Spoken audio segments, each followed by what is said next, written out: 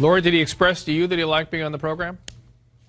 At first, there was interest, and then towards the middle and end of it, no. In fact, I had a spot on the show as well with Sally, the co-producer, where I was coming in to do a part of the second series, and Russell was the one that called and said, "Lori, please don't." And he goes, "You've been through enough, and so have your children." So no, he didn't in the very end. Okay, and what do you wish had been done for your brother? What do you wish had been different? You know, I think the biggest unjust thing that happened was that they, you know, reality or not, what they did was they completely defaced his character, because I don't know that man that they talk about on that show, nor was he anything like that. And Taylor, shame on her for doing this and so for thinking that all he was is bad. You know, if that's the case, then why did she stay there and spend his money? So that's irritating. And Lori, is it possible he had bipolar disorder, which I've sort of heard bantered around, and was getting into a manic state, and in that manic state he was somebody different than you were accustomed to seeing? I've been with my brother long enough to know, and so have other people. I have not ever witnessed that. I know that probably with drinking, there were some episodes where he would, you know, change somewhat of a personality, but like most people do, I guess, in a drunken state. However, no, I have not ever witnessed this, no. And there's mental illness in your family, is that correct? Some depression. It's a hypermania, but not to this extreme at all. Okay. Nothing like it. All right. So, but hypomania and depression is bipolar disorder. By definition, that's what that is. So there's bipolar in your family. So it wouldn't be out of line biologically to potentially speculate that he had some of that biology there. Let me ask you. Let's get like to I what said, your I've never allegations seen were. any. I mean, let's keep this about what it is, and it's about my brother's murder, not bipolar in my family or something other than whatever. Let's look at what narcissistic Taylor is doing. If she wants to call somebody a narcissist. This is what I want to talk to you about. What about the murder? Tell me about that. You make allegations that we can't confirm, we can't refute, but you say this was not a suicide. Tell me about that. Well, when you go and I was on air with Nancy Grace on CNN when I found out that there were pillows stuffed in the windows.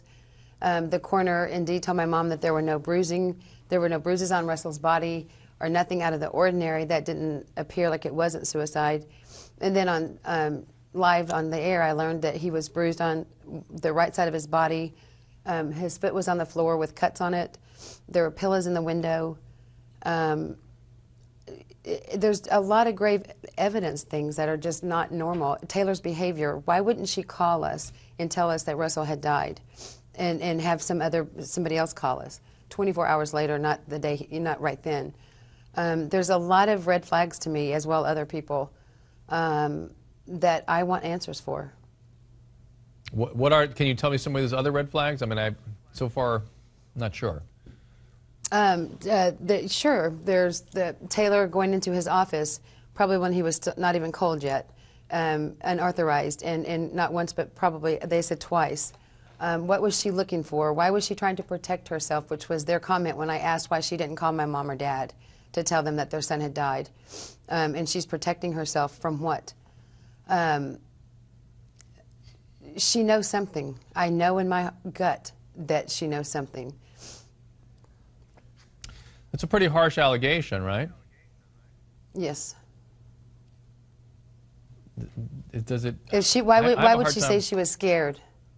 What is she scared of? I mean, to her, he killed himself.